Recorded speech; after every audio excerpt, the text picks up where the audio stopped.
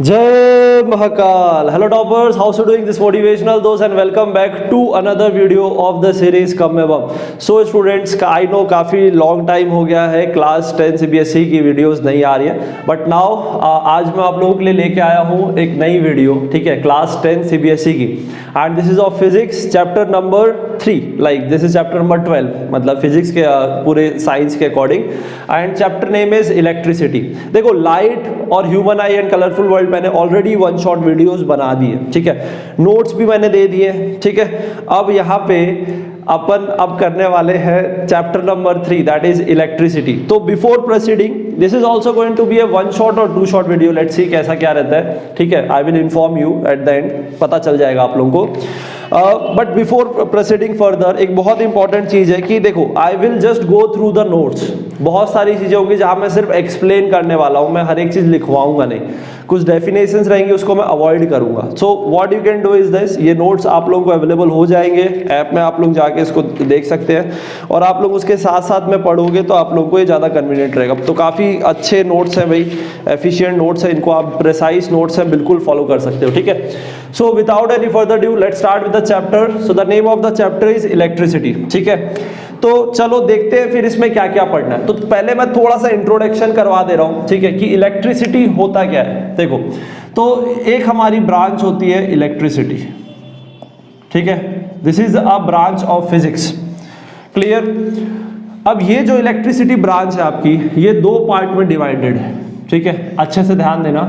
And ये आपके दो पार्ट है. एक है आपका इलेक्ट्रोस्टैटिक्स, दूसरा है आपका इलेक्ट्रोडायनामिक्स या फिर करंट इलेक्ट्रिसिटी भी बोलते हैं इसको, ठीक है, करंट इलेक्ट्रिसिटी. अब बात करते हैं कि इन दोनों में डिफरेंस क्या होता है. तो देखो, इलेक्ट्रोस्टैटिक का मतलब होता है, इलेक्ट्रो का मतलब इलेक्ट्रॉन, ठीक है, स्टैटिक का मतलब होता है रेस्ट. सो दैट मीन्स जब हम ये एज्यूम करके पढ़ते हैं कि हमारे जो इलेक्ट्रॉन्स हैं, हमारे जो चार्ज है वो रेस्ट में है, दैट मीन्स अगर हम ये एज्यूम करके पढ़ते हैं that charge are at rest, तो उस ब्रांच को हम बोलते हैं इलेक्ट्रोस्टैटिक्स, ठीक है. तो हम लोगों को मेनली इलेक्ट्रोस्टैटिक्स पढ़ना है क्लास 12th में, ठीक है. अभी आप लोगों को सिर्फ करंट इलेक्ट्रिसिटी पढ़ना है. जब आप लोग क्लास 12th में जाओगे तब आप लोग इलेक्ट्रोस्टैटिक्स पढ़ोगे. वहां पे आप लोग अलग अलग कॉन्सेप्ट्स पढ़ोगे, जहां आप एज्यूम करोगे, जहां आपको चीजें मिलेंगी, जहां पे आपके चार्जेस क्या होंगे, रेस्ट में होंगे, मूव नहीं करेंगे. Is it clear. अब बात करते हैं कि करंट इलेक्ट्रिसिटी होता है, तो ये इसका जस्ट ऑपोजिट है. So this is a branch of, और you can say the sub branch of electricity where we assume, ठीक है, where we have to study assuming that the charge is in motion, ठीक है. So charge क्या है, motion में भाई. Is it clear. तो चार्ज मोशन में यानी कि चार्ज आपका मूव कर रहा है. और ये बात आप लोगों को शायद पता होगी कि जब भी चार्ज मूव करता है, यानी कि जब भी इलेक्ट्रॉन्स मूव करते हैं तो करंट प्रोड्यूस होता है, इसीलिए इसका नाम पड़ा current electricity. Is it clear? So that means in class 10th we have to study about current electricity. अपने को करंट इलेक्ट्रिसिटी पढ़ना है. अब करंट इलेक्ट्रिसिटी में आपके क्या क्या टॉपिक्स हैं एक बार मैं बता देता हूँ, एक एक करके हम उसको पढ़ते जाएंगे, ठीक है, और फिर उसके न्यूमेरिकल्स आते हैं, ठीक है. तो यहाँ पे ये मान लो कि इस वीडियो में मैं आप लोगों को, देखो ये वीडियो उन लोगों के लिए इफेक्टिव है जिन लोगों ने अभी तक कुछ नहीं पढ़ा है, ठीक है, और जो एकदम शॉर्ट टाइम में हर चीज समझना चाहते हैं उनके लिए काफी इफेक्टिव है. दूसरा, जो पढ़ चुके हैं जिनको रिवाइज करना उनके लिए भी इफेक्टिव होने वाला है. इस वीडियो में न्यूमेरिकल्स कवर अप नहीं हो पाएंगे, बट न्यूमेरिकल्स के लिए मैं एक अलग वीडियो बनाऊंगा जिसमें जितने भी 4 चैप्टर आ रहे हैं आपके फिजिक्स में, उन सब के जो टॉप न्यूमेरिकल्स, जो मोस्ट एक्सपेक्टेड न्यूमेरिकल्स जो आपके आ सकते हैं बोर्ड्स में, उसको अपन एक एक करके सभी चैप्टर्स के कवर अप करेंगे, ठीक है. सो इस चैप्टर में अपने को क्या पढ़ना है, यहाँ पे अपने को पढ़ना है चार्ज, दूसरा हम पढ़ेंगे करंट. ये सब लाइन से चलता है, यही है स्टडी, यही सेम जब आप 12th में जाओगे वहां भी आपको ऐसे ही मिलेगा. करंट के बाद यहाँ पे हम पढ़ेंगे पोटेंशियल, ठीक है, उसके बाद आपका आएगा रेजिस्टेंस, ठीक है. ये सब फिजिकल क्वांटिटीज है, एक एक करके डिस्कस करेंगे. इसके बाद आपका दे रखा है हीटिंग इफेक्ट, ठीक है, हीटिंग इफेक्ट बोल लो, पावर बोल लो, ठीक है. तो जैसे पढ़ेंगे तब मैं बताते जाऊंगा. So will start with charge. Clear, यहां तक सबको क्लियर. अब चलो पहला टॉपिक स्टार्ट करते हैं, that is charge. So students, अब पहला टॉपिक हम लोग स्टार्ट कर रहे हैं, दैट इज चार्ज, तो देखो चार्ज क्या होता है, देखो जब भी आप इलेक्ट्रिसिटी जब आप पढ़ते हैं ना तो सबसे पहला टॉपिक चार्ज ही आता है, चार्ज से ही सारी कहानी शुरू होती है, ठीक है। तो सबसे पहले जान लेते हैं कि चार्ज होता क्या है। तो देखो यार, चार्ज को सबसे पहले तो रिप्रेजेंट करते हैं, इसका नोटेशन होता है that is Q, capital Q, या कई बार स्मॉल क्यू भी हम लिखते हैं, ठीक है। अब देखो चार्ज की डेफिनेशन क्या है। Charge in a body is defined as integral multiple of E. क्या बोलते हैं इसको? It is defined as integral, मतलब इतना सिंपल डेफिनेशन, अभी देखना आप लोगों को विजुअलाइजेशन समझाऊंगा अच्छे से। इंटीग्रल मल्टीपल ऑफ ई, ध्यान देना अच्छे से, ठीक है। तो दैट मीन्स यहाँ पे एक फॉर्मूला भी निकल के आ रहा है। फॉर्मूला क्या है? चार्ज का फॉर्मूला हो जाता है आपका n इंटू ई। अब बात करते हैं ये ई क्या है। ये ई होता है चार्ज ऑफ अ इलेक्ट्रॉन और प्रोटॉन, जिसकी वैल्यू क्या होती है 1.6 इंटू 10 की पावर -19 कूलाम। ये वैल्यू याद रखना, शायद पढ़ा भी होगा आप लोगों ने। तो अब थोड़ा सा फील करते हैं और समझने की कोशिश करते हैं कि अरे चार्ज होता क्या है। तो देखो यार, आपके बॉडीज जो होते हैं, कोई भी बॉडीज होती है आपकी, वो दो टाइप की होती है, ठीक है। एक होती है न्यूट्रल और एक होती है चार्ज्ड। अब न्यूट्रल का मतलब होता है कि भाई इस बॉडी में जितने प्रोटॉन्स हैं या जितने पॉजिटिव चार्ज है उतने ही नंबर ऑफ नेगेटिव चार्ज होते हैं। तो मान लो इसमें 4 प्रोटॉन है, 4 पॉजिटिव चार्ज है, मान लो 4 इलेक्ट्रॉन है, 4 नेगेटिव चार्ज। अगर आप देखोगे तो प्लस माइनस सब्ट्रैक्ट कर देगी, ये न्यूट्रल हो गया। ये कैसा बॉडी हो गया? न्यूट्रल। तो जो हमारा यूनिवर्स हो गया या अभी जितने भी सब्सटेंस होते हैं, इनिशियली सबके सब न्यूट्रल ही होते हैं। हर चीज न्यूट्रल होती है अगर हम बात करें इनिशियली। अब बात आती है कि सर इनको चार्ज कैसे बनाया जाता है। तो देखो, चार्ज बनाने के लिए तरीका क्या है? आइदर आप इलेक्ट्रॉन बढ़ा दो या इलेक्ट्रॉन कम कर दो। अब मैं इलेक्ट्रॉन ही क्यों बोल रहा हूं? बिकॉज इलेक्ट्रॉन मूव कर सकते हैं। प्रोटॉन्स जो होते हैं ना, वो आपके एटम से बॉन्डेड होते हैं, वो मूव नहीं कर सकते। अगर मैं किसी एटम की बात करूं तो एटम के अंदर न्यूक्लियस होता है और न्यूक्लियस में प्रोटॉन्स रहते हैं, पॉजिटिव चार्ज रहते हैं, और एटम के बाहर में इलेक्ट्रॉन्स होते हैं जो कि नेगेटिवली चार्ज होते हैं। तो प्रोटॉन मूव नहीं कर सकते, लेकिन इलेक्ट्रॉन तो मूव कर सकते हैं ना, ठीक है। सो दैट मीन्स अगर मैं इस बॉडी में इलेक्ट्रॉन ऐड कर दूंगा, तो यहां पे नंबर ऑफ नेगेटिव चार्ज बढ़ जाएंगे। यहां पे आपका क्या हो जाएगा? नंबर ऑफ नेगेटिव चार्ज बढ़ जाएंगे। तो ओवरऑल जो आपकी बॉडी हो जाएगी वो क्या हो जाएगी? नेगेटिवली चार्ज हो जाएगी। तो जैसे मान लो यहाँ पे 4 प्लस थे, 4 माइनस थे, मान लो मैंने 4 इलेक्ट्रॉन और ऐड कर दिए, तो अगर आप ओवरऑल बात करो तो यहाँ पे आपका टोटल चार्ज हो जाएगा -4। Is it clear? ठीक है। वही अगर मैं किसी बॉडी में से इलेक्ट्रॉन माइनस करूं, रिमूव कर दूं इलेक्ट्रॉन, डेफिशिएंसी हो जाए अगर मान लो इलेक्ट्रॉन्स की, तो वो बॉडी कैसा चार्ज हो जाएगा?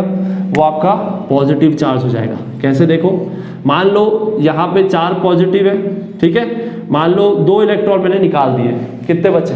2 इलेक्ट्रॉन।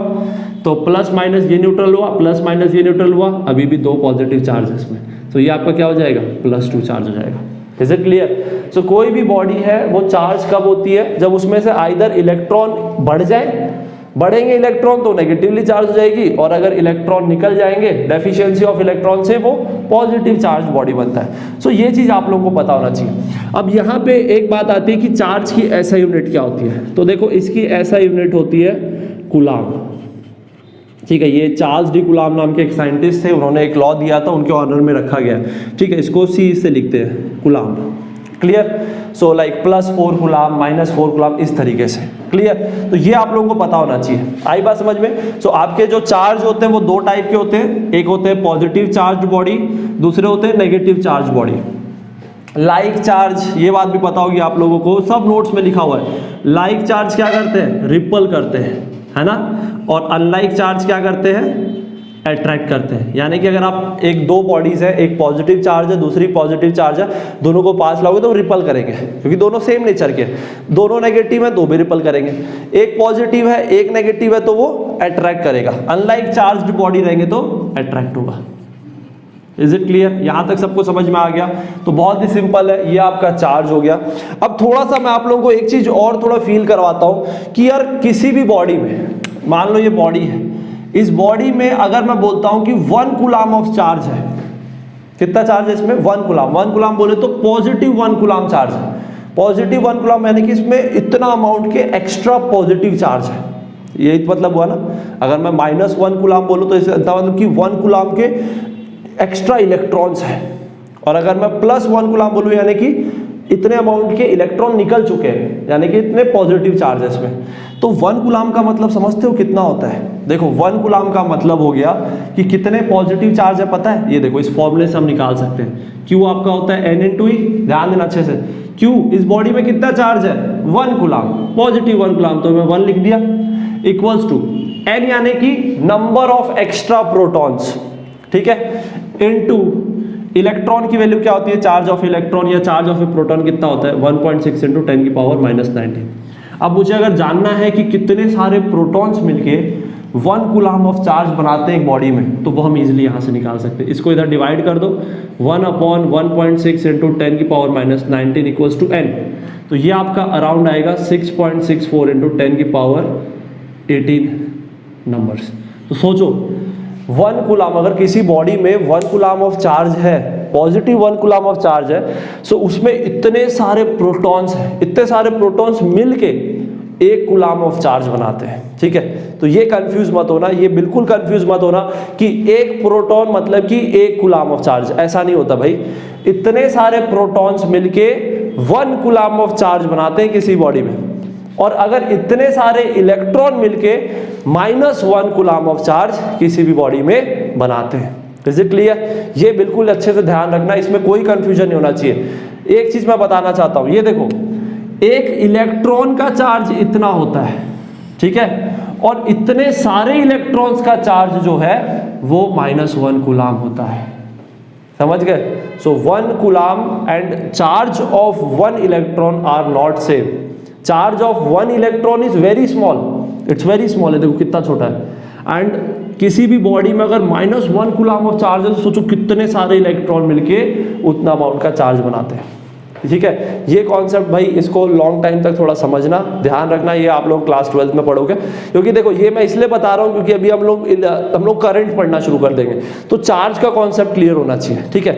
एक इलेक्ट्रॉन का चार्ज बहुत ही कम होता है और 1 कूलाम बहुत बड़ी वैल्यू है। So you can just imagine 1 coulomb सच में बहुत बड़ा यूनिट होता है, ठीक है। इतने सारे इलेक्ट्रॉन या इतने सारे प्रोटॉन मिलके 1 कूलाम ऑफ चार्ज बनाते हैं। क्लियर? सो ये हो गया चार्ज का कॉन्सेप्ट। चार्ज अब आप लोग समझ जाओगे, किसी भी बॉडी में पॉजिटिव चार्ज है तो उसका मतलब क्या है, नेगेटिव चार्ज है उसका मतलब क्या है। अब हम लोग नेक्स्ट टॉपिक डिस्कस करेंगे, दैट इज करंट, ठीक है। अब सिंपल है, प्रॉपर विजुअलाइजेशन के साथ समझते जाएंगे, आप लोगों को समझ में आता जाएगा। सो स्टूडेंट्स, अब हम लोग करते हैं second topic, that is current. तो चार्ज के बाद आता है करंट। अब देखो करंट होता क्या है, करंट की तो बहुत सिंपल सी डेफिनेशन है, और जो डेफिनेशन है वही फॉर्मूला है। तो सबसे पहली बात तो ये देख लो कि करंट को रिप्रेजेंट कैसे करते हैं। Current is represented by capital I, कई बार स्मॉल आई से भी लिखते हैं, ठीक है।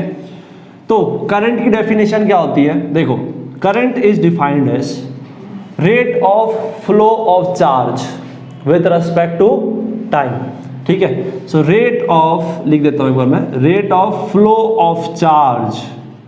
यहां पे मैं चार्ज वर्ड यूज कर रहा हूं, मैं चाहता तो इलेक्ट्रॉन वर्ड भी यूज कर सकता था, आगे बताऊंगा। Rate of flow of charge with respect to time, this is called current. तो अगर मेरे को इसको सिंपल में लिखना है तो करंट आपका हो जाएगा, चार्ज को लिख देता हूं Q और इसको लिख देता हूं T। अब चलो ये तो हो गया फॉर्मूले की बात। अब इसको थोड़ा सा विजुलाइज करते हैं और समझते हैं कि करंट का मतलब एग्जैक्ट होता क्या है। तो देखो यार, सबसे पहले मैं बात करता हूं कंडक्टर में। कंडक्टर मतलब कि मेटल्स की मैं बात कर रहा हूं। तो मेटल्स में सपोज करो मैंने एक वायर लिया है, ये कोई मेरा एक वायर है भाई, ठीक है। अब यहां पे ध्यान देना अच्छे से स्टूडेंट्स। अब ये जो वायर है, ठीक है, इसमें आपके जनरली एटम्स होते हैं, और एटम्स में मैंने अभी बताया कि प्रोटॉन्स जो होते हैं वो आपके बॉन्डेड होते हैं, ठीक है। तो यहाँ पे आपका इलेक्ट्रॉन ही बस आपके शेल के बाहर में रहते हैं, आउटर शेल्स में रहते हैं, जो कि बॉन्ड तोड़ के फ्री इलेक्ट्रॉन्स बन सकते हैं। तो मैं यहाँ पे बात कर रहा हूँ फ्री इलेक्ट्रॉन्स की, because free electrons are only free to move, वही बस इजिली मूव कर सकते हैं क्योंकि प्रोटॉन आपका बॉन्डेड रहता है। तो देखो इसमें क्या होता है, मैं यहाँ पे कुछ फ्री इलेक्ट्रॉन्स मैं यहाँ पे बना दे रहा हूँ। आपको पता है कि मेटल्स के केस में नंबर ऑफ फ्री इलेक्ट्रॉन्स ज्यादा होते हैं, यानी कि एट रूम टेम्परेचर बहुत सारे इलेक्ट्रॉन बॉन्ड तोड़ देते हैं और वो फ्री इलेक्ट्रॉन्स बन जाते हैं। तो ये मैंने कुछ फ्री इलेक्ट्रॉन यहाँ पे आप लोगों को दिखाए। अब होता क्या है कि अगर आप एक्सटर्नली इस कंडक्टर में कुछ नहीं लगाओगे तो होगा क्या कि 4 इलेक्ट्रॉन इधर का भागेंगे, 4 इलेक्ट्रॉन उधर भागेंगे। तो रैंडम अगर हम मोशन की बात करें तो किसी एक पर्टिकुलर डायरेक्शन में कोई मोशन नहीं हो रहा है, 4 इधर जा रहे हैं, 4 इधर जा रहे हैं, एक दूसरे को कोलाइड कर रहे हैं, कोई फायदा नहीं हुआ। तो इसीलिए जब तक आप बैटरी नहीं लगा देते कोई करंट फ्लो नहीं करेगा। अब समझना अच्छे से, अब जब आप इसके अबाउट में कोई बैटरी लगाते हो, आप ध्यान देना अच्छे से, तो जब आप ऐसा करते हो तो ये बैटरी है, ये बैटरी का पॉजिटिव टर्मिनल है, ये बैटरी का नेगेटिव टर्मिनल है। तो होता क्या है, यहाँ पे पॉजिटिव चार्ज, देखो ये पॉजिटिव है मतलब कि ये पॉजिटिव पोलैरिटी हो गया ये वाला, ये नेगेटिव है मतलब कि ये नेगेटिव पोलैरिटी हो गया। अब ध्यान देना, अब क्या होगा, आपको पता है unlike charge attract each other, तो क्या होगा, इसमें जितने भी इलेक्ट्रॉन्स हैं ये सब के सब इधर पॉजिटिव टर्मिनल की तरफ भागेंगे। किधर भागेंगे, सब के सब पॉजिटिव की तरफ भागेंगे। तो जब ये सब के सब पॉजिटिव की तरफ भागेंगे तो अगर मैं एक कोई क्रॉस सेक्शनल एरिया लूं, यहाँ पे ये क्रॉस सेक्शनल एरिया अगर मैं लूं तो होगा क्या, जितने ज्यादा चार्ज इस क्रॉस सेक्शनल एरिया से इधर फ्लो करेंगे, rate of flow of charge जितना ज्यादा होगा पर यूनिट टाइम, जितने कम समय में जितने ज्यादा चार्ज एक पर्टिकुलर डायरेक्शन में आपके इधर फ्लो करेंगे, आपका करंट उतना ही ज्यादा फ्लो करेगा।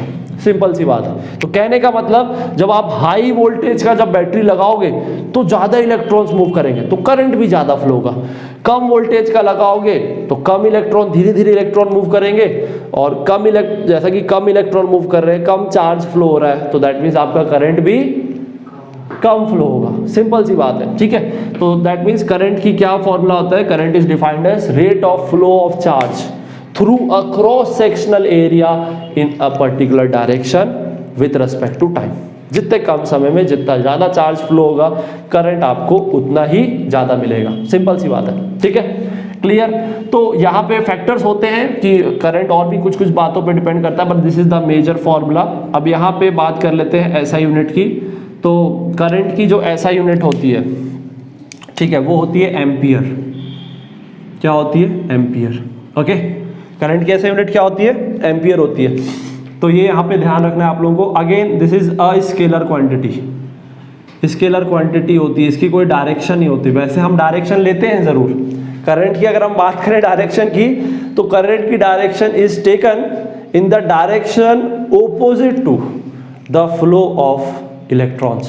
कहने का मतलब जिस डायरेक्शन में इलेक्ट्रॉन फ्लो करते हैं उसके जस्ट ओपोजिट डायरेक्शन में हम करंट की डायरेक्शन लेते हैं। सो ये चीज़ ध्यान रखना, this is a conventional direction, बहुत पहले से ये चीज़ डिसाइड हुई है, तो अब उसी को फॉलो कर रहे हैं हम लोग, ठीक है। इसके पीछे ऐसा कोई लॉजिक नहीं है। हाँ, एक लॉजिक है, बहुत पहले का लॉजिक है, लाइक इलेक्ट्रॉनिक करंट और कन्वेंशनल करंट होता है, वो सब चीज़ अभी बताएंगे, चलो देखते हैं, है ना। अभी लेकिन ये चीज़ ध्यान रखो कि जो इलेक्ट्रॉन की डायरेक्शन होती है, ठीक है, जो इलेक्ट्रॉन की फ्लो की डायरेक्शन होती है, उसके जस्ट ऑपोजिट जो होती है वो करंट की डायरेक्शन ली जाती है। सो करंट की डायरेक्शन क्या हो गई, ये हो गई प्लस टू माइनस, ऐसे ही तो है ना। तो करंट हमेशा इधर प्लस टर्मिनल से ऐसे जाता है और ऐसे फ्लो होता है, अंदर में सेल के अंदर में माइनस से प्लस जाता है, ठीक है। सो ये चीज़ ध्यान रखना, क्लियर। सो ये हो गई आपकी किसकी बात, करंट की बात। तो करंट का फॉर्मूला याद रखना, बिकॉज इसके न्यूमेरिकल बन सकते हैं, छोटा था तो फॉर्मूला यार, ठीक है। इसकी ऐसा यूनिट याद रखना, स्केलर क्वांटिटी होता है और डायरेक्शन क्या होती है, फ्रॉम पॉजिटिव टू नेगेटिव। जैसे क्लियर, आई बात समझ में, ठीक है। और भी कुछ यूनिट्स हो सकती हैं लाइक मिली एम्पियर, ये सब तो अभी आप लोगों के काम नहीं आएगा, 10⁻³ एम्पियर, जब न्यूमेरिकल करेंगे तब बता दूंगा, ठीक है। तो ये हो गया करंट की कहानी, ठीक। तो करंट की डायरेक्शन, उसका फॉर्मूला और इसके एसआई यूनिट आप लोग याद रखना। इसके बाद आता है पोटेंशियल डिफरेंस, जो कि थोड़ा इंपॉर्टेंट है, उसको अच्छे से समझना, ठीक है। सो स्टूडेंट्स, अब हम लोग थर्ड टॉपिक स्टार्ट कर रहे हैं, that is potential and potential difference, ठीक है। सो देखो, मैं आप लोगों को बहुत इजी तरीके में समझाने वाला हूँ, तो अच्छे से ध्यान देना, ठीक है। एंड बाकी एग्जैक्ट जो होता है, एग्जैक्ट जो तरीका है, मतलब इसका जो डेरिवेशन आया, फॉर्मूला है, वो आप लोग हायर क्लास यानी कि 12th में पढ़ने वाले हो, ठीक है। तो पहले तो बात कर लेते हैं यार, पोटेंशियल और पोटेंशियल डिफरेंस होता क्या है। देखो, तो सबसे पहली चीज़ तो पोटेंशियल डिफरेंस जो है, लाइक पोटेंशियल के लिए हम वर्ड यूज़ करते हैं V, ठीक है। पोटेंशियल डिफरेंस के लिए कई बार वर्ड यूज़ कर लेते हैं डेल V। डेल का मतलब होता है डिफरेंस, डिफरेंस लेना, दो पॉइंट के बीच का पोटेंशियल जो होता है वो पोटेंशियल डिफरेंस होता है। अभी बताऊंगा, ध्यान देना। तो देखो भाई, इसमें होता क्या है कि सपोज करो हमने एक चार्ज लिया, ये हमारा एक चार्ज है, this is charge Q plus Q, okay, this is the source charge. ये कैसा चार्ज है आपका? सोर्स चार्ज है। द थिंग इज कि ये चार्ज कभी मूव नहीं करेगा, ये एकदम फिक्स रहने वाला है। अब देखो, अब मैं एक चार्ज ले रहा हूं प्लस स्मॉल q, ठीक है, इसको हम बोलते हैं टेस्ट चार्ज। इसको क्या बोलते हैं? Test charge. अब आपको पता है ये पॉजिटिव का है, ये भी पॉजिटिव है, तो अगर मैं इसको फॉर एग्जांपल नॉर्मल छोड़ दूं तो क्या होगा? ये पॉजिटिव पॉजिटिव रिपल करेंगे, ये आपका भाग जाएगा, क्लियर। लेकिन अगर मान लो मैं इसको इसके पास लाना चाहूं, अगर यानी कि मैं एक्सटर्नली कोई फोर्स लगाऊं, ठीक है, तो इसके अगेंस्ट में मेरे को वर्क करना पड़ेगा ना, क्योंकि ये इसका तो नेचर है कि इसको दूर फेंकना चाहता है और मेरे को इसको पास लाना है, तो मेरे को उतने ही अमाउंट का एक फोर्स लगाना पड़ेगा। तो उतने ही अमाउंट का जब मैं फोर्स लगाऊंगा और मैं इसका कुछ डिस्प्लेसमेंट करूंगा, ऑब्वियस सी बात है, इसको मेरे को फॉर एग्जांपल इस पॉइंट तक पहुंचाना है और ये मान लो कहाँ पे है अभी?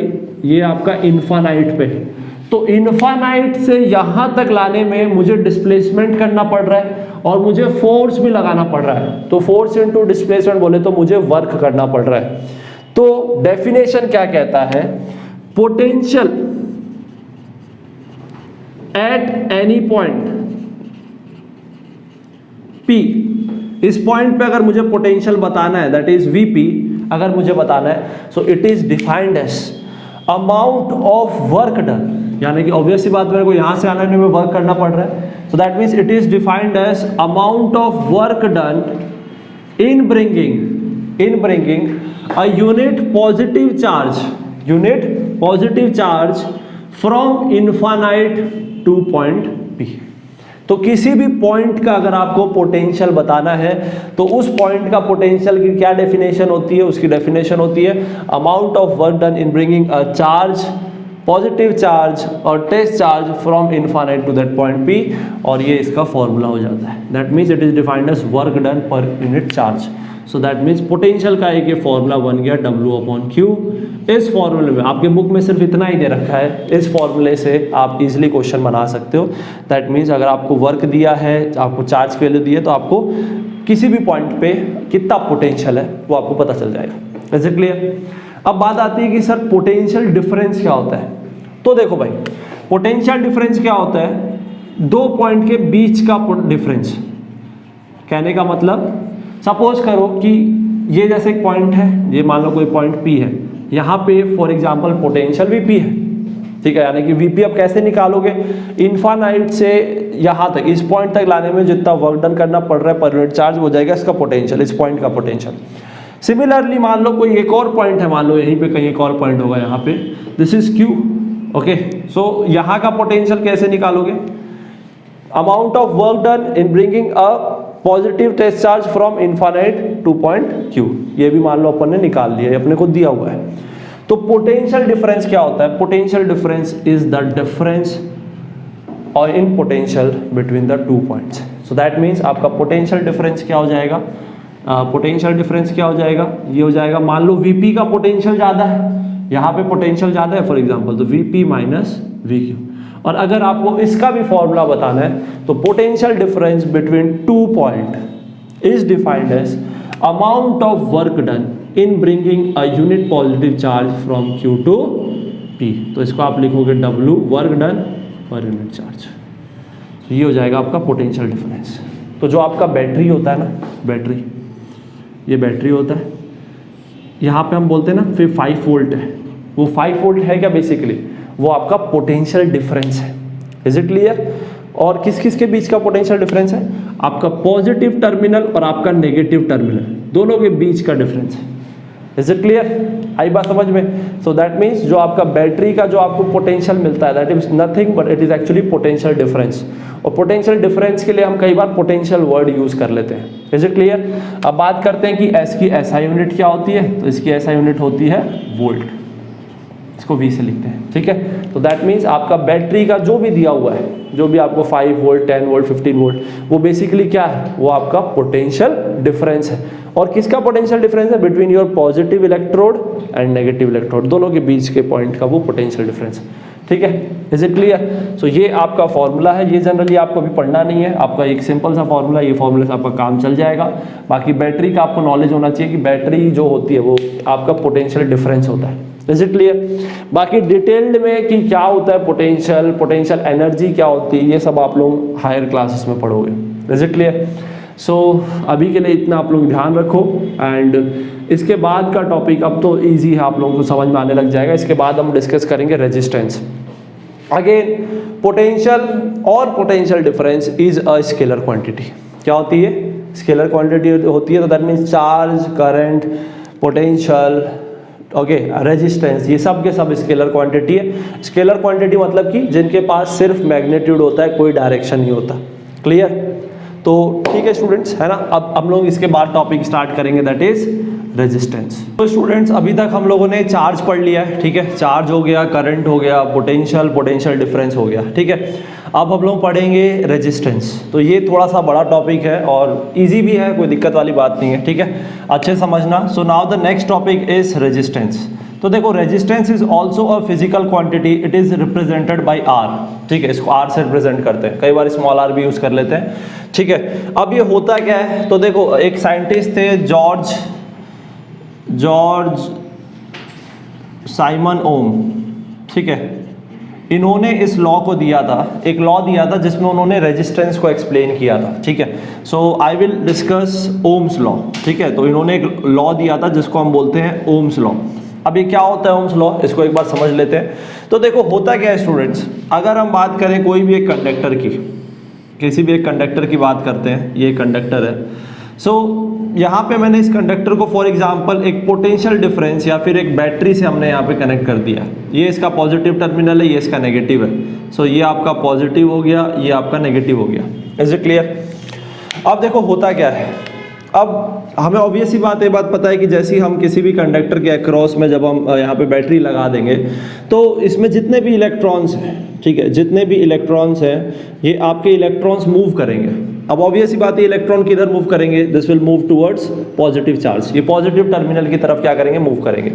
अब होता क्या है कि जो ओम्स ने ये देखा, ठीक है, जॉर्ज सीमन ओम ने क्या देखा कि जैसे जैसे हम यहाँ पे potential, this is the potential difference, ठीक है, तो जैसे जैसे हम पोटेंशियल डिफरेंस बढ़ाते जाएंगे, ठीक है, तो यहाँ पे जो नंबर ऑफ पॉजिटिव चार्ज की पोलैरिटी है वो बढ़ेगी, इधर नंबर ऑफ नेगेटिव की पोलैरिटी बढ़ेगी, तो अब ज्यादा इलेक्ट्रॉन मूव करेंगे, ज्यादा फास्टली मूव करेंगे। तो जितना ज्यादा इलेक्ट्रॉन मूव करेंगे आपका करंट भी बढ़ जाएगा ओवरऑल। तो कहने का मतलब कि वोल्टेज बढ़ाने से आपका जो करंट है वो क्या हो जाता है? बढ़ जाता है। Is it clear? तो एक तरह से आप बोल सकते हो that I is directly proportional to V।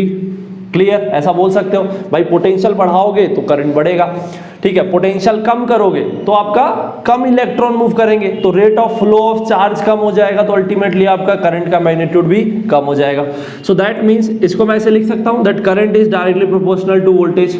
इसका उल्टा भी लिख सकते हैं अपन, उल्टा भी बोल सकते हैं that V is directly proportional to I। इसका मतलब अगर करंट बढ़ रहा है, इसका मतलब कि हमने ज्यादा पोटेंशियल लगा रखा है, बैटरी हमने ज्यादा वोल्ट की लगा रखी है। Is it clear? हाँ, तो जब हम यहाँ पे प्रोपोर्शनैलिटी साइन हटाते हैं तो एक कांस्टेंट आता है, ये बात आप लोगों को पता होनी चाहिए। जब भी हम प्रोपोर्शनैलिटी साइन हटाते हैं तो एक कांस्टेंट आता है जिसको हम R बोलते हैं, ठीक है। तो यहाँ पे आपको एक रिलेशन मिल जाएगा V equals to IR। Now what is this constant? This constant is called resistance. इसी को हम लोग क्या बोलते हैं? रेजिस्टेंस बोलते हैं। तो रेजिस्टेंस का फॉर्मूला क्या हो गया? रेजिस्टेंस का फॉर्मूला हो जाएगा V/I। अब थोड़ा सा फिजिकल सेंस में समझते हैं कि रेजिस्टेंस होता क्या। देखो यार, रेजिस्टेंस का मतलब बहुत ही सिंपल है। कहने का मतलब कि कोई भी कंडक्टर, रेजिस्टेंस क्या करता है? करंट के फ्लो को रेजिस्ट करता है। तो दैट मीन्स किसी भी मटेरियल का, किसी भी कंडक्टर का अगर रेजिस्टेंस ज़्यादा है, इसका मतलब कि उसमें करंट का फ्लो उतना ही स्लो होगा, उतना ही मुश्किल होगा। Is it clear? आई बात समझ में? सो दिस इज द, तो that means resistance is a property of material. और भी बहुत सारे फैक्टर पर डिपेंड करता है, एक एक करके बताऊंगा, वो एक इंपॉर्टेंट टॉपिक है। तो एक फॉर्मूला तो आपका यहाँ पे बन गया। So this is the important formula, इसको याद रखना। V equals to IR, R हो गया आपका V/I। V is the potential difference and I is the current. Is it clear? अब बात कर लेते हैं इसकी कुछ प्रॉपर्टीज की। तो इसकी प्रॉपर्टीज में सबसे पहला है दैट इज, नोट्स में आपको पूरा अवेलेबल है, अच्छे से एक बार देख लेना, अच्छे से लिखने का सेंस समझ में आ जाएगा। That is it is a scalar quantity. Okay, ये स्केलर है, मतलब अभी तक जितने भी हमने इसमें फिजिकल क्वांटिटी पढ़े हैं, चार्ज, करंट, पोटेंशियल, रेजिस्टेंस, ये सब के सब स्केलर है, कोई डायरेक्शन का सेंस नहीं देते। दूसरी, अगर हम इसकी ऐसा यूनिट की बात करें तो इसकी ऐसा यूनिट क्या होती है आपकी, ओम होती है। ओम बोले तो इसको ऐसे भी लिखते हैं, ओमेगा। Is it clear? ये this is the sign for ohm. Clear? So ये चीज़ आप लोगों को यहाँ पे ध्यान देनी है। और एक और यूनिट बना सकते हो, पोटेंशियल का होता है वोल्ट और करंट का होता है एम्पियर, तो एक हो सकता है volt per ampere. Is it clear? So ये आपका हो गया रेजिस्टेंस का। रेजिस्टेंस का बेसिक हम लोगों ने डिस्कस कर लिया है। हाँ, आपके बुक में थोड़ा सा और दे रखा है कि रेजिस्टेंस का एक ग्राफ दे रखा है, तो उसको समझ लो, ठीक है। सो एक ग्राफ बता देता हूँ, कई बार ये ग्राफ आ जाता है, सो अच्छे से ध्यान देना। ये ग्राफ आपका है VI ग्राफ, ठीक है। VI मतलब कि यहाँ पे एक बार देख लो, VI ग्राफ। सो VI ग्राफ में क्या है, देखो यहाँ पे ये हमेशा ध्यान रखना और कंफ्यूज मत होना, थोड़ा अच्छे से ध्यान देना दैट यहाँ पे आप V लोगे, ठीक है। Y एक्सिस में आप लोग पोटेंशियल डिफरेंस या फिर V लोगे, ठीक है। और X एक्सिस में आप लोग क्या लोगे, करंट लोगे। Is it clear? तो जब आप इसका ग्राफ बनाओगे तो देखो, आप लोगों ने शायद मैथ्स में पढ़ा हो, अगर ये Y एक्सिस होता है तो Y इक्वल्स टू mx होता है, तो उसका एक स्ट्रेट लाइन मिलता है। m क्या होता है आपका, स्लोप होता है, शायद थोड़ा बहुत पढ़ा होगा आप लोगों ने। y क्या है आपका, y एक्सिस है, दैट इज v। x क्या है आपका, x एक्सिस है, यहाँ पे हमने लिया करंट। तो देखो मैं एक बार लिखता हूँ, v equals to i r। अगर आप कंपेयर करो तो y एक्सिस में v है, x एक्सिस में i है, तो that means this is slope. अब ये इक्वेशन ऑफ लाइन होती है, तो स्लोप आपका क्या है, r है। तो देखो जैसे जैसे करंट बढ़ेगा वोल्टेज बढ़ेगा, तो दैट मीन्स अगर करंट इतना है तो वोल्टेज इतना रहेगा, करंट और बढ़ाओगे तो वोल्टेज और बढ़ेगा। तो जब आप इस लाइन को ऐसे ड्रॉ करोगे तो आपको एक स्ट्रेट लाइन मिलेगी। Is it clear? सो ये आपका ग्राफ होता है V इक्वल्स टू IR का। जैसे जैसे करंट बढ़ाते जाओगे, या करंट बढ़ रहा है मतलब कि जैसे जैसे पोटेंशियल बढ़ाते जाओगे आपको करंट बढ़ेगा। अगर आपका पोटेंशियल जीरो है, अगर मान लो आप बैटरी कनेक्ट ही नहीं करोगे तो पोटेंशियल जीरो हो गया, तो उस केस में आपका करंट भी क्या हो जाएगा, यहाँ पे जीरो हो जाएगा। Is it clear? सो एक चीज़ ये ध्यान रखना कि इस लाइन का जो स्लोप होता है, ठीक है, स्लोप आप लोगों को भी पढ़ना नहीं है, पढ़ शायद दे भी नहीं रखा होगा आप लोगों का। स्लोप जो है इसका, वो आपको रेजिस्टेंस बताता है। क्या बताता है? रेजिस्टेंस। सो इतना ध्यान रखना, स्लोप होता है आपका, स्लोप को m से लिखते हैं, ये होता है tan थीटा। थीटा कहाँ से लेते हैं, x एक्सिस से एंटी क्लॉकवाइज डायरेक्शन में हम एंगल लेते हैं थीटा। तो दैट मीन्स ट्रिग्नोमेट्री में आपने पढ़ा होगा कि स्लोप ये जितना ज़्यादा होगा, थीटा जितना ज़्यादा होगा, tan थीटा उतना ही ज़्यादा होगा, स्लोप ज़्यादा होगा। स्लोप ज़्यादा होगा मतलब कि रेजिस्टेंस ज़्यादा होगा। That's a very simple thing. So that means अगर आपका ये और जितना इधर की तरफ होता जाएगा, दैट मीन्स उस पर्टिकुलर मटेरियल का जो रेजिस्टेंस है वो क्या है, ज़्यादा है। तो ये ग्राफ हो गया, ये ग्राफ आप लोगों को आना चाहिए। इसके बाद अब एक बहुत ही इंपॉर्टेंट टॉपिक है जो दे रखा है, that is factors affecting the resistance of a material, ठीक है, of a conductor. So factors affecting, इसी का ही टॉपिक है, एक बार देख लेते हैं इसको, ठीक है। तो that means factors affecting, yes, factors affecting resistance. तो रेजिस्टेंस किस किस चीज पे डिपेंड करता है ना। जरूरी नहीं है कि रेजिस्टेंस आपका सिर्फ मटेरियल पे डिपेंड करे, किसी भी, है ना, और भी फैक्टर्स होते हैं, उसके डायमेंशन पे भी इनफैक्ट वो डिपेंड करता है रेजिस्टेंस, कोई भी सब्सटेंस का या कोई भी कंडक्टर का। सो factors affecting resistance of conductor, ये आपका हो जाएगा। तो देखें, तो सबसे पहले तो फॉर्मूला बता देता हूँ, नहीं एक काम करते हैं, सबसे पहले फैक्टर्स देख लेते हैं, उसके बाद फॉर्मूला बनाते हैं, ठीक है। तो सबसे पहला जो जिस पे वो डिपेंड करता है दैट इज लेंथ। किस पे डिपेंड करता है, लेंथ पे डिपेंड करता है। किसकी लेंथ, लेंथ ऑफ कंडक्टर। अब कैसे, देखो भाई, एक है मान लो फॉर एग्जांपल इतनी लेंथ का कंडक्टर, एक है मान लो इसके डबल का, क्लियर। एक की लेंथ L है, एक की लेंथ 2L। ऑब्वियस ही बात है, इसमें इलेक्ट्रॉन बड़े आसानी से चले जाएंगे, तो आसानी से चले आएंगे, कोलिजन कम होगा तो इसमें रेजिस्टेंस कम लगेगा। जैसे जैसे आप लेंथ बढ़ाते जाओगे तो अब उसको ज़्यादा डिस्टेंस ट्रेवल करना पड़ेगा इलेक्ट्रॉन को, तो अल्टीमेटली रेजिस्टेंस बढ़ जाएगा। सो कहने का मतलब यहाँ पे आप बोल सकते हो कि जो रेजिस्टेंस होता है it is directly proportional to, ठीक है, resistance is directly proportional to length of the conductor. Length of the conductor जितना ज़्यादा होगा आपका रेजिस्टेंस उतना ही ज़्यादा होगा, ठीक है। दूसरा होता है cross sectional area. Cross sectional area of conductor. अब इसमें क्या आएगा आपका क्रॉस सेक्शनल एरिया का मतलब यहाँ पे हम क्रॉस सेक्शन एरिया की बात कर रहे हैं। लाइक फॉर एग्जांपल एक तो मान लो फॉर एग्जांपल इतने क्रॉस सेक्शन का है और एक डबल, किसमें रेजिस्टेंस ज्यादा लगेगा? सोचो, ऑब्वियस ही बात है जिसका क्रॉस सेक्शनल एरिया कम है उसमें ज्यादा लगेगा, क्योंकि वहां पे इलेक्ट्रॉन को मूव करने के लिए स्पेस नहीं है ना यार, बहुत ही कंजेस्टली वो मूव करेंगे तो कोलिशन ज्यादा होगा। यहाँ पे मूव करने के लिए अच्छा खासा डायमीटर है, अच्छा खासा स्पेस है, तो आराम से बहुत इजीली विदाउट एनी कोलिशन आराम से आपके इलेक्ट्रॉन मूव कर सकते हैं। तो दैट मीन्स यहाँ पे रेजिस्टेंस कम लगेगा, यहाँ रेजिस्टेंस कंपैरेटिवली ज़्यादा लगेगा। तो कहने का मतलब एरिया कम है तो रेजिस्टेंस ज़्यादा लग रहा है। So that means resistance is directly proportional to, inversely proportional to area. Is it clear? आई बात समझ में? सो ये चीज़ का आप लोग को यहाँ पे ध्यान रखना है। क्लियर? ठीक है। सो आपका रेजिस्टेंस जो है वो किस पे डिपेंड करता है? It is inversely proportional to cross sectional area. Cross sectional area बढ़ाओगे तो रेजिस्टेंस आपका कम लगेगा। ठीक है। अब इन दोनों को कंबाइन कर दो। इन दोनों को जब आप कंबाइन करोगे तो आपको मिलेगा resistance is directly proportional to L, inversely proportional to A. तो आपका क्या हो जाएगा? Resistance is directly proportional to L upon A हो जाएगा। क्लियर? अब मैंने अभी बताया था जब भी प्रोपोर्शनैलिटी साइन हटाओगे तो एक कांस्टेंट आएगा, उस कांस्टेंट को हम क्या बोलेंगे? रो। ये क्या होता है आपका? रेजिस्टिविटी। तो ये हो जाएगा रो एल अपॉन ए। ठीक है। सो रेजिस्टेंस का फॉर्मूला क्या हो गया? रो एल अपॉन ए। अब बात आती है रो क्या होता है? तो रो होता है आपका resistivity of material. That means ये आपका मटेरियल पे डिपेंड करता है। ठीक है। तो रो जो फैक्टर है आपका, दिस डिपेंड्स ऑन मटेरियल। एक आप लोग एक कॉपर लो और एक आयरन लो, कॉपर की रेजिस्टिविटी कम होगी तो कॉपर की रेजिस्टिविटी कम रहेगी, आयरन की ज़्यादा रहेगी। ठीक है। सो रो वाला जो फैक्टर है ये मटेरियल पे डिपेंड कर रहा है और एल और ए वाला जो फैक्टर है ये आपका डायमेंशन पे डिपेंड कर रहा है। और ओवरऑल जब हम पूरे को कंबाइन करते हैं तो हमें पूरे कंडक्टर का एक ओवरऑल रेजिस्टेंस मिलता है। Is it clear? आई बात समझ में? तो ये चीज आप लोगों को ध्यान रखना है। This is the final formula, resistance is equals to rho L upon A. Clear? Okay. So this is the point. So यहाँ पे हम लोगों का फैक्टर हो गया है। अब चलो आगे डिस्कस करते हैं हम लोग, है ना। अब आगे आप लोगों का रेजिस्टेंस में इतना ही दिया है, ये दो फॉर्मूले हैं, जब न्यूमेरिकल्स करेंगे तब देखेंगे कि कैसे क्या है। इसके बाद में आपका रेजिस्टेंस में आता है that is combination of resistance. एक सीरीज होता है, एक पैरेलल होता है, एक कॉम्बिनेशन में भी हो जाता है। तो वो क्या है, उसके क्या फॉर्मूले हैं वो देख लेते हैं, और फिर उसके न्यूमेरिकल कैसे बनेंगे उसके लिए तो मैं फिर एक अलग से पूरे ही सब एक वीडियो बनाऊंगा जिसमें पूरे न्यूमेरिकल करवाऊंगा। ठीक है।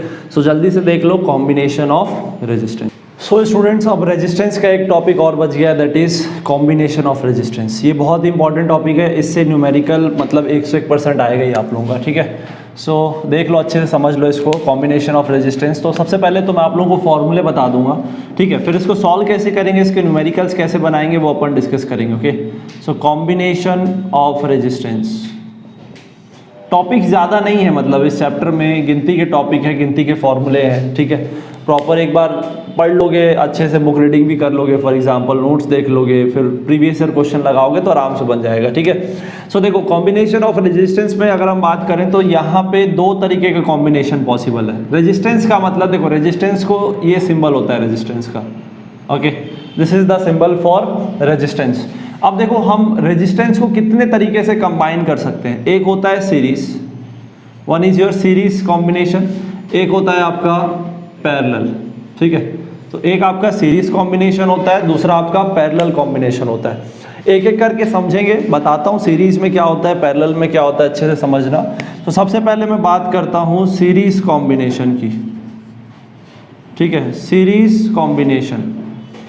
सो सीरीज कॉम्बिनेशन में क्या होता है, सीरीज में हम एक से ज़्यादा रेजिस्टेंस जो है उसको सीरीज में कनेक्ट करते हैं, एक के बाद एक, दूसरे के बाद एक, मतलब एक का टर्मिनल दूसरे के टर्मिनल से जुड़ा रहेगा इस तरीके, दूसरे का तीसरे के साथ जुड़ा रहेगा इस तरीके से। एक बार दिखा देता हूँ, विजुअलाइजेशन क्लियर हो। ये है, मान लो। ठीक है। So this is series. कई बच्चों को लगता है कि ये सीरीज नहीं है, बट ये भी सीरीज है। अगर हम ऐसे लिख रहे हैं, मान लो ये भी सीरीज है, क्योंकि एक का टर्मिनल दूसरे वाले के पहले टर्मिनल से जुड़ा है और इसका ये वाला टर्मिनल इसके इस टर्मिनल से जुड़ा है। So that means this is a series combination only, ठीक है। सो सीरीज में अगर मान लो आपके पास एक से ज़्यादा रेजिस्टेंस दिए हुए हैं, like this is R1, R2, R3, और मुझे इनका इक्विवेलेंट निकालना है, तो उसका एक फॉर्मूला होता है। अब वो फॉर्मूला बना कैसे, पहले वो देख लेते हैं, डराइव कर लेते हैं, फिर वो फॉर्मूला पढ़ लेंगे अपन, ठीक है। तो देखो भाई सीरीज में होता क्या है, दो बातें आपको ध्यान रखनी है। सीरीज में जब आपका करंट फ्लो होता है, मान लो करंट की डायरेक्शन ये है, तो आपको पता है जितना करंट इसमें फ्लो होगा उतना ही इससे जाएगा और उतना ही इससे, क्योंकि एक ही लाइन में सबके सब जुड़े हुए हैं। तो कहने का मतलब अगर मान लो इसमें करंट I1 फ्लो हो रहा है, इसमें current for example I2 flow हो रहा है, इसमें करंट I3 फ्लो हो रहा है, तो सारे के सारे जो करंट्स होंगे, मैं कैपिटल में लिख देता हूँ, ये सब सेम होंगे, ठीक है। और इसको हम क्या मान लेंगे, इसको हम I मान सकते हैं, जो हमारा यहाँ से करंट जो आ रहा है, जो दे रखा है। Is it clear? So that means series में सभी रजिस्टर से आपका सेम करंट आपका फ्लो होता है, ठीक है। अब बात करते हैं, ये आपका पॉइंट नंबर 1 है जो आपको पता होना चाहिए। अब दूसरे पॉइंट में क्या होता है, देखो यहाँ पे क्या बोलता है कि अगर हमें पता है कि इसका जो ओवरऑल जो मान लो वोल्टेज है वो V है, मतलब कि ये सपोज करो कि इसको एक बैटरी से कनेक्ट किए जिसका वोल्टेज क्या है, V है, तो दैट मीन्स यहाँ से लेके यहाँ तक का ओवरऑल वोल्टेज कितना हो जाएगा आपका, V हो जाएगा। तो ये जो वोल्टेज ओवरऑल वोल्टेज है, इसको हम लोग डिवाइड हो जाते हैं, कैसे, सीरीज में जो पोटेंशियल होता है, पोटेंशियल डिफरेंस जो होता है दो रेजिस्टर्स के बीच, जैसे ये एक रेजिस्टर है तो इसके अक्रॉस में एक डिफरेंस होगा, पोटेंशियल डिफरेंस, ये मान लेते हैं V1, तो ये V1 अलग होगा, इसके अक्रॉस जो पोटेंशियल डिफरेंस होगा वो V2 हो जाएगा, और ये वाला जो थर्ड रेजिस्टेंस है इसके अक्रॉस जो पोटेंशियल होगा वो V3 हो जाएगा। तो जो आपका टोटल पोटेंशियल जो आएगा ना, जो आपका ओवरऑल जो बैटरी का पोटेंशियल है यहाँ से यहाँ तक का, ये आपका बाइफरकेट, मतलब ये डिवाइड हो जाता है, V1 plus V2 plus V3, ठीक है। सो V आपका क्या आ जाएगा, V1 plus V2 plus V3, ये सीरीज में होता है स्टूडेंट्स। तो ये दो बात अगर आप लोगों को पता है तो अब डेराइव करना बहुत ईजी है। आप लोगों ने ओम्स लॉ पढ़ा है, V इक्वल्स टू IR। तो देखो ये V आपका ओवरऑल वोल्टेज है, तो इसको लिखोगे ओवरऑल करंट जो कि यहाँ से आ रहा था, that is I, into overall resistance. Overall resistance को हम R इक्विवेलेंट लिखते हैं, is it clear, equivalent resistance overall. V1 को क्या लिखेंगे, V1 को लिखेंगे I1, मतलब इसके अक्रॉस का पोटेंशियल क्या हो जाएगा, I1 into R1, plus V2 को क्या लिखोगे, I2 इंटू R2, V3 को लिखोगे I3 into R3, is it clear. अब आपको पता है I1, I2, I3 सेम है, I है, तो ये तीनों से कॉमन ले लेंगे, I कट जाएगा, तो ओवरऑल आपको R इक्विवेलेंट क्या मिलेगा, ये सब कॉमन कट गया, ये मिलेगा R1 plus R2 plus R3। So this is a very simple formula. तो कहने का मतलब जब भी आपका जो पोटेंशियल है, ध्यान देना अच्छे से, यस, सो यहाँ पे एक चीज़ ये ध्यान रखना कि दैट मीन्स अगर जब भी आपके रेजिस्टेंस सीरीज में कनेक्टेड होते हैं तो हम उसका R इक्विवेलेंट कैसे निकालते हैं, सिंपली उनको ऐड कर देते हैं रेजिस्टेंस को, बहुत इजी है मतलब सीरीज में निकालना। अब बात करते हैं कि पैरेलल में अगर है तो R इक्विवेलेंट कैसे निकालता है। इसके क्वेश्चन बनते हैं स्टूडेंट्स, के क्वेश्चन मैं आप लोगों को अच्छे खासे प्रैक्टिस करवाऊंगा, बिकॉज यही एक ऐसा पोर्शन है जहाँ थोड़े बच्चे कंफ्यूज रहते हैं, ठीक है। तो इसके जब प्रैक्टिस करेंगे तो प्रॉपर ढंग से देखेंगे, ठीक है। तो यहाँ पे देखो सेकेंड है आपका पैरेलल कॉम्बिनेशन।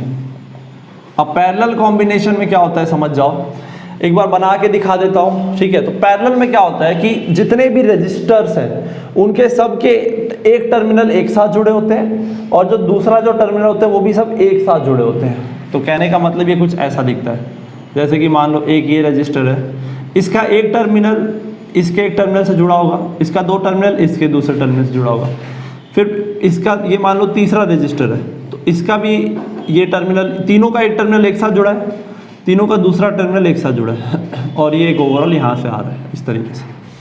अगर इस टाइप का कॉम्बिनेशन है तो हम इसको पैरेलल बोलते हैं। देखो दिखने में भी लग रहा है पैरेलल में अरेंज्ड है इस तरीके से, बट यहाँ ये मत सोचना है कि ये पैरेलल में अरेंज है तो ये पैरेलल हो जाएगा, नहीं, ये यहाँ पे आप देख सकते हो this is in series and that is in parallel, ठीक है।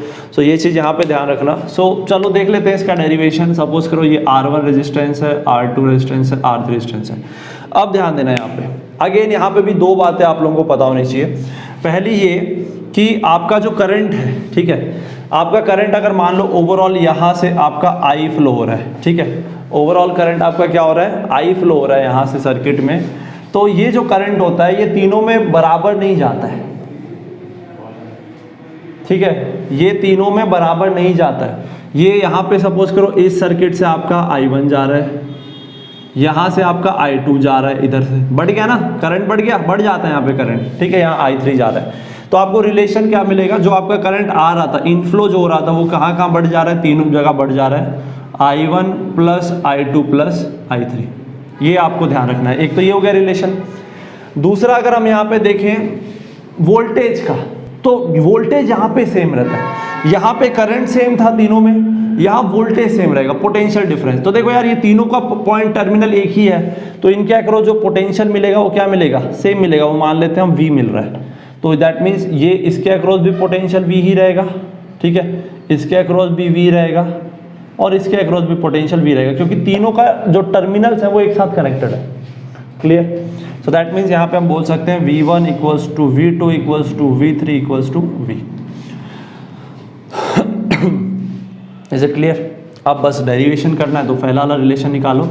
I को क्या लिख सकते हैं, V इक्वल्स टू IR, तो I क्या हो जाएगा आपका V upon R। Okay, so I बोले तो ओवरऑल करंट, तो ओवरऑल करंट क्या हो जाएगा, ओवरऑल पोटेंशियल अपॉन, ये लिख रहा हूँ, इसका लिख रहा हूँ ओवरऑल रेजिस्टेंस, तो उसको हम R इक्विवेलेंट लिखेंगे।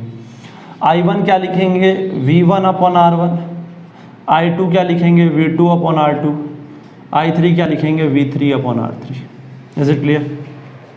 अब आप लोगों को पता है V1 V2 V3 सेम है, V है, तो ये V कॉमन लोगे, ये कट जाएगा, तो अल्टीमेट आपको क्या मिलेगा, 1 upon R equivalent equals to 1 upon R1। This is the वे।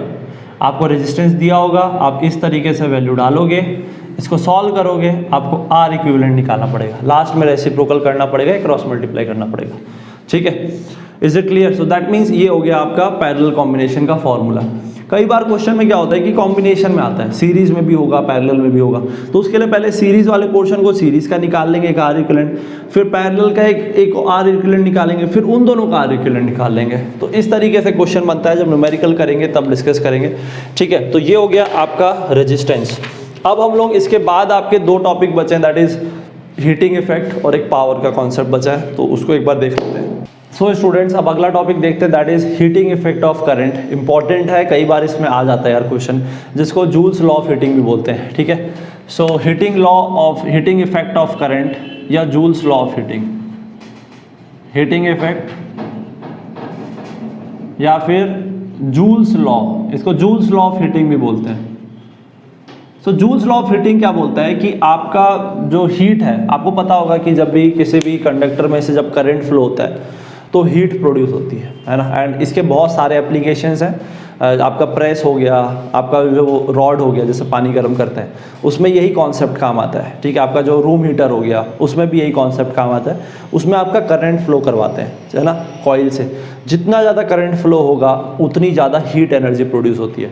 तो चलो बात करते हैं कि जूल्स लॉ ऑफ हीटिंग में कितनी हीट प्रोड्यूस होती है, उसको हम कैसे निकाल सकते हैं, उसका फॉर्मूला डराइव करते हैं, ठीक है। तो देखो यार, फॉर्मूला बहुत सिंपल सा है, आप लोगों ने पढ़ा होगा, अभी तक जितना पढ़े उसी से ही फॉर्मूला बन जाएगा। वी नो दैट, अभी आप लोगों ने एक पढ़ा था, मैंने आप लोगों को पोटेंशियल का एक फॉर्मूला बताया था कि जैसे मान लो ये कोई कॉइल है, ये कॉइल है जो गर्म होती है और यहाँ पे इसके अक्रॉस में हमको बैटरी लगानी पड़ती है या फिर आपको एक्सटर्नल वोल्टेज सोर्स देना पड़ता है, वी।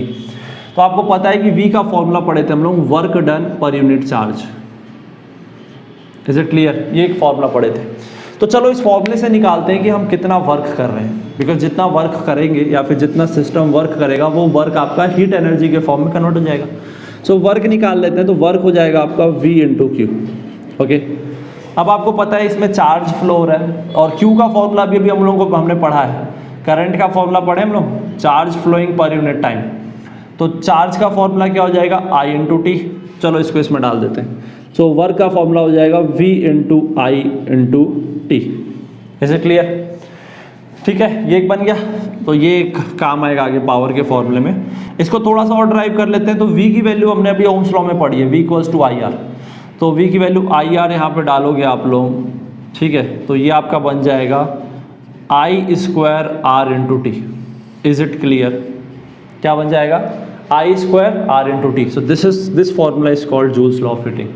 ये फॉर्मूला क्या बोलता है आपका कि कितना वर्क, जब इसमें आप किसी भी एक कॉइल में जब आप एक एक्सटर्नल पोटेंशियल लगाते हो तो वो जो वर्क करता है यही वर्क आपका हीट एनर्जी के फॉर्म में कन्वर्ट हो जाता है। तो आपको पता है हीट एनर्जी कितनी बनती है, हीट एनर्जी आप इस फॉर्मूले से निकाल सकते हो। देखो जितना ज़्यादा करंट फ्लो होगा उसका स्क्वायर टाइम्स का हीट एनर्जी आपको मिलेगा।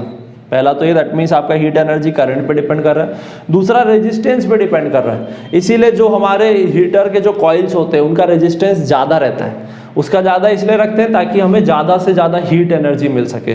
ठीक है, सो ये R पे भी डिपेंड कर रहा है प्लस ये T पे भी डिपेंड कर रहा है। T मतलब कि टाइम, टाइम मतलब कि हम कितनी देर उसको चला रहे हैं। जितनी ज़्यादा देर चलाओगे, जितनी ज़्यादा देर आप करंट सप्लाई करोगे, आपको हीट एनर्जी उतनी ज़्यादा मिलेगी। सो दिस इज़, और इसी के एप्लीकेशन है यार, जितने भी आपके हीटिंग अप्लायंसेस बनते हैं वो सब इसी कॉन्सेप्ट पे बेस्ड है। ठीक है, so this is the formula for Joule's law of heating और heating effect of current. So that means किसी भी कंडक्टर में जब आप करंट फ्लो करवाते हो तो वो आपका हीट एनर्जी में कन्वर्ट हो जाता है। ठीक है, जिसको आप इस फॉर्मूले से निकाल सकते हो। तो ये एक फॉर्मूला हो गया। Again this is a scalar quantity. Heat जो होता है, हीट की जो एसआई यूनिट होती है ये भी वर्क की जैसी होती है, जूल होती है। Is it clear? Again it is a scalar quantity, तो एकदम सेम है, जैसा वर्क है वैसे ही हीट एनर्जी। अब चलो एक लास्ट टॉपिक बच गया, दैट इज पावर। ठीक है, इलेक्ट्रिक पावर बोल लो या पावर बोल लो सिंपल। तो इलेक्ट्रिक पावर इसको हम P से लिखते हैं। तो पावर तो आप लोगों ने फॉर्मूला पहले भी पढ़ा होगा न्यूटन्स में। पावर क्या होता है? Rate of doing work is called power. तो that means amount of work done per unit time. जितने कम समय में जितना ज़्यादा वर्क करोगे आपका दैट मीन्स कहा जाएगा कि उस पर्टिकुलर चीज़ में उतनी ज़्यादा पावर है। ठीक है, सो पावर का फॉर्मूला आपका बनता है amount of work done per unit time. तो पावर का यहाँ पे एक फॉर्मूला आ जाएगा, W का मैं ये वाला फॉर्मूला यहाँ पे डालने वाला हूँ। सो V into I into T, V into I into T by T. ये T कट गया। सो आप देख सकते हो कि पावर आपका टाइम पे डिपेंड नहीं कर रहा है, it is depending on potential and current. तो एक फॉर्मूला तो ये हो गया, इससे न्यूमेरिकल आ जाता है I इंटू वी। दो फॉर्मूले और बना सकते हो, एक बना सकते हो अगर आप V की जगह आई आर डाल दोगे तो आई आर इंटू आई, ये हो जाएगा आई स्क्वायर आर। तो एक फॉर्मूला तो ये बन गया।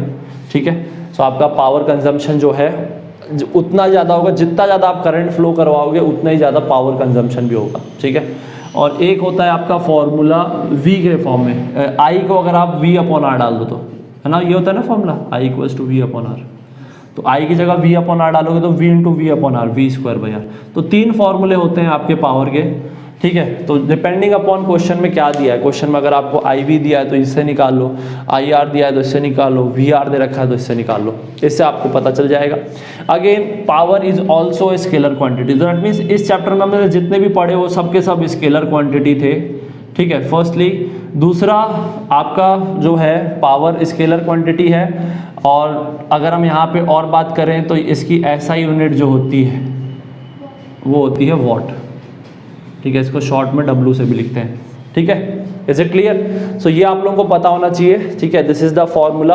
बाकी कुछ आप लोगों को जो है और इन्फॉर्मेटिव चीज़ें मिल जाएंगी नोट्स में। मैंने कुछ और एक्स्ट्रा टॉपिक्स डाले हैं जो इंपॉर्टेंट है, उसको एक बार रीड कर लेना, समझ में आ जाएगा। क्योंकि वो सारे टॉपिक्स मैंने जो पूरी वीडियो बनाई थी, है ना, जो शुरू में जो सीरीज़ आई थी जिसमें मैं 5-5, 6-6, 7-7 वीडियो में मैंने चैप्टर्स करवाए अलॉन्ग विथ न्यूमेरिकल्स। उसमें तो सारे न्यूमेरिकल भी करवाए मैंने, पूरे NCERT के बाहर के भी। तो उसमें आप जाके डिटेल्ड में देख सकते हो। ये आपका शॉर्ट वीडियो है जिसमें क्विक रिवीजन होता है। ठीक है, वैसे ही न्यूमेरिकल के लिए अलग वीडियो बना देंगे। ठीक है, तो ठीक है स्टूडेंट्स, फिर आई थिंक ये चैप्टर आपका यहीं पे ही कंप्लीट होता है। ये वन शॉट आपकी वीडियो यहीं कंप्लीट होती है। सो कॉन्ग्रेचुलेशंस एवरीवन, आप लोगों ने एक चैप्टर यहाँ पे आप लोगों का कंप्लीट हो गया है। शुरू के 2 वीडियो हमने पहले ही बना लिए थे। अब इलेक्ट्रिसिटी भी हो गया हमारा, बहुत जल्द आप लोगों को मैग्नेटिक वाला भी बना के देंगे। और उसके बाद में आपका आएगा न्यूमेरिकल्स। उसके बाद में क्या आएगा? न्यूमेरिकल्स आएगा। न्यूमेरिकल्स की एक वीडियो बनेगी। चलो फिर, okay, that's all for now. See you motivational दोस्त next video. Till then stay motivated and keep learning, keep loving, keep doing whatever love to do. Okay, so bye, take care. जय महाकाल।